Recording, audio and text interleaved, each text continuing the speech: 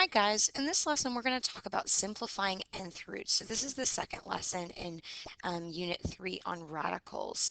All right, so the goal is to be able to simplify and evaluate nth roots, and we're going to convert between radical notation and exponential notation. That second goal will definitely come later in the unit along with the evaluating portion. Today our focus is just simplifying. So before we start simplifying, let's just remind ourselves of a few things, right? So we have these things called perfect squares. A perfect square is a number that's the answer to another number being multiplied by itself.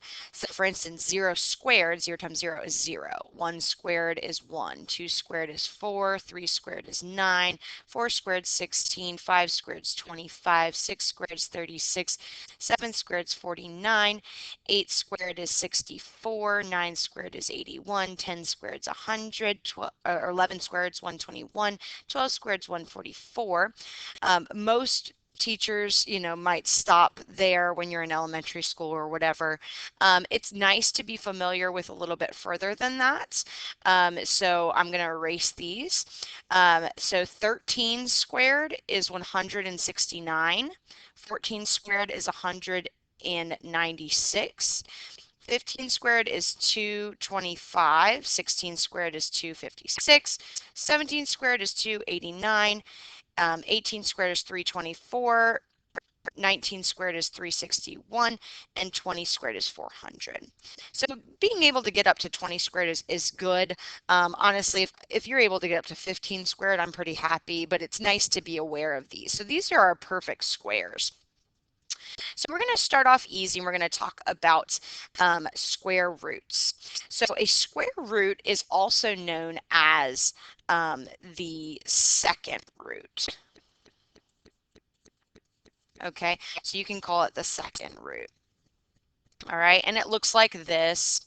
Now, a lot of times though with the square root, we normally don't even see a 2 out front like this one. We normally just refer to that as the square root symbol. Okay, so if we don't see a number there, it's a square root. Now, this is a little bit more theoretical, but just an example. So a number r is a square root of a number s if s is equal to r squared. R times r. So r would be the square root of s because s is made up of r times r. And a positive s has two square roots denoted by plus r and minus r. And you're more than welcome to pause the video here and look at the explanation of all of that for as long as you need to. So let's take some square roots here, and we're going to do this without a calculator because we're definitely capable. All right, so it's square root of 225.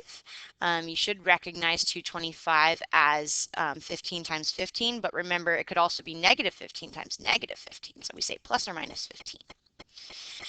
For 196, the square root of that is 14, but again, it could also be negative 14, so plus or minus 14. Now for x squared, that's a variable. Well, what times what gets you x squared? Well, that's x. You don't have to worry about the plus or minus because we don't know what the value of x is. So we're just going to write x. All right, and then 81y to the 8th. So you got to think, okay, 81y to the 8th. Well, I know 81 is 9 times 9, and I know y to the 8th is actually the same as y to the 4th times y to the 4th. So the square root of 81y to the 8th is going to be 9y to the 4th. Now let's talk about cubes. So again, knowing your perfect cubes is really helpful. So a perfect cube obviously is a number times itself 3 times. So knowing up to 10 is good here. So 0 cubed is 0, 1 cubed is 1, 2 cubed is 8, 3 cubed is 27, 4 cubed is 64, 5 cubed is 125, 6 cubed is 216, 7 cubed is 343, 8 cubed is 512, 9 cubed is 729, and 10 cubed is 1,000. So just numbers to be aware of are really good. So let's talk about cube roots here. So a cube root is also called the third root. All right, so a number r is the cube root of s if s equals r cubed, right? Because r times r times r, so the cube root of s would be r there. So like 2 is the cube root of 8, since 8 equals 2 times 2 times 2. Think of it kind of like an actual cube. And so there's a real world example for you. Feel free to take as long as you need to look at that. All right, so let's look at some examples here. So if I want to find the cube root of 125, all right, so cube root of negative 125. We know that 125 is 5 times 5 times 5. So the cube root of negative 125 should be negative 5. Notice there's no plus or minus because it's only going to be negative 5 times negative 5 times negative 5 to get to negative 125. All right, the cube root of 8y cubed, sorry about that. The cube root of 8y cubed is going to be 2y, because 2y times 2y times 2y gets you back to that 8y cubed. All right, the cube root of a to the 6, think about it for a moment, and then when you're ready, you can hear the answer. So sorry that things keep jumping around, but the cube root of a to the 6th is going to be a squared, because a squared times a squared times a squared is a to the 6th, since when you multiply, you keep the base and you add the exponents that are like bases. And then the cube root of 27 is 3. All right, so let's talk about this whole nth root deal, because that's our goal for today. So an nth root, if you take a look at your note sheet, it's actually already written for you, but I'm going to write it out right now. So the definition is for any real numbers a and b and any positive integer n, if b to the n equals a, then b is an nth root of a. I know that seems a little bit convoluted, but let's look at what it looks like. So we've got the n here, and then we've got the radical symbol, and then we've got an a. So let's talk about those pieces really quick. So this n right here, this number is known as the index, and the index is the most important thing. Okay, that's something that you need to keep in mind. All right, so this symbol right here is actually called the radical sign. Okay, and then this number that's underneath our radical is called our radicand. All right, so I like to think of our radicand as our actual hands. Like if we're playing a game of cards, okay, the radicand represents the cards that are in our hand, okay, and the index gives us the rule. So it's how many of a kind we're looking for. If you think of a game like Go Fish, okay, are we looking for pairs? Are we looking for 3 of a kind? Are we looking for 4 of a kind? Are we playing with several decks and looking for more than that? Okay, so we're going to think of this as like kind of like a game of Go Fish. All right, so the index is definitely the most important part. So it tells us how many of a kind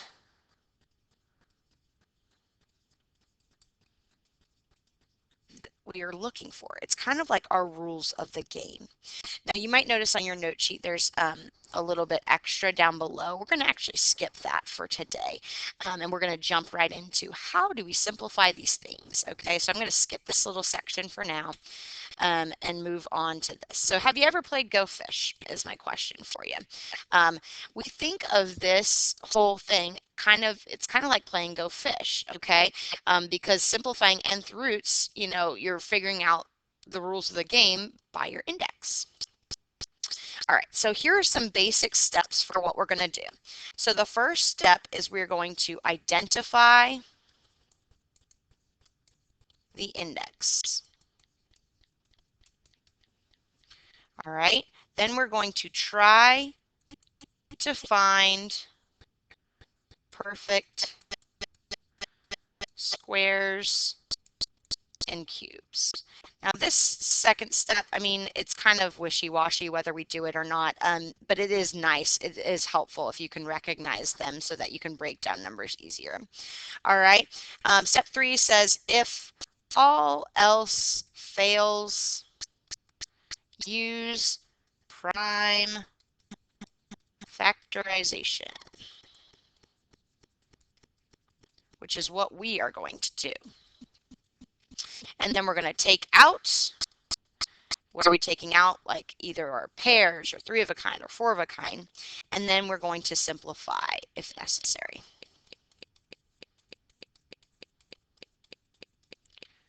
Okay, so let's go ahead and we're going to do 4 practice problems together and then the video will be over. Sorry, it's a little bit longer today. So if I see the 5th root of 32, all right, or we're going to do 6 problems. I said 4, 6. All right, we're going to just break it down. So first of all, we notice the 5, right? That's the rules of our game. We're looking for 5 of a kind. All right, so we're going to break down the number 32. I like to call this the even odd game. So 32 is even, so I know it's divisible by 2. All right, and then what do we have left over? 16. I'm going to put a little line underneath my 2. The branch has been cut. It can't go any further, so it's kind of like a factor tree. All right, 16, all right, is even, so we can divide by 2, and we're left with 8. 8 looks familiar. That's because it's a perfect cube. So I know that 8 is actually going to break down to 2 times 2 times 2. All right, so now I've fully factorized my problem. All right, so now it's time to take out. So I'm looking for 5 of a kind. Well, I see 1, 2, 3, 4, 5 2s. So I'm going to circle them. They all come out as just 1. So like when you lay down for go fish, right, you might have, 2, 3, 4 of a kind, whatever it might be that the rules that you're playing with. All right, and then you lay them down as one group. Okay, so we only have one group of 5, so that's why the 5th root of 32 is just 2. All right, so 72, another number. Go ahead and try that one on your own and press play when you're ready. So 72 is even. And by the way, there's no index. What does that mean? It's actually 2, so we're looking for pairs. Okay, so 72, 2, and 36. Now what some people might recognize right now is 36 is a perfect square. I know that 36 is 6 times 6, so I've got my pair that I'm looking for, and there's my answer right away. Now, if you're not comfortable with that, that is okay. We can keep breaking it down. We just broke down 32, so we can break down 36. That's 2 and 18, 2 and 9, 3 and 3. So now we're looking for pairs, so 2 of a kind. So I see 1 pair of 2s. I see 1 pair of 3s. So a pair of 2s, aka just a 2, is coming out. A pair of 3s, just a 3 is coming out. What's left inside? A 2. So notice whatever I take out, I'm going to multiply together. So I actually get 6 square root of 2. All right. And if we want to be, PC about it, it technically is plus or minus since it's a square root. But it's okay if you leave that off. All right. Let's go ahead and look at some more. So things don't change when we add in variables. That's good news for us. All right. So with the square root of 144 x squared y squared, we're still playing go fish. We're still looking for pairs because that's what our index is. However, with 144, this is why it's good to recognize those perfect squares. Instead of doing prime factorization, you know that 144 is just 12 times 12. So you've got your pair right there. Now x squared, what is that? It's x times x, and y to the 4th is just y times y times y times y. So I'm looking for pairs. So I see a pair of x's and I see 2 pairs of y's. So what's coming out? Well, look at your circles. A pair of 12s, a pair of x's, and 2 pairs of y's. And then there's nothing left underneath the radical. Okay, now to simplify that a little bit further, we should know that that's actually 12xy squared. All right, so go ahead and try the square root of 75x squared.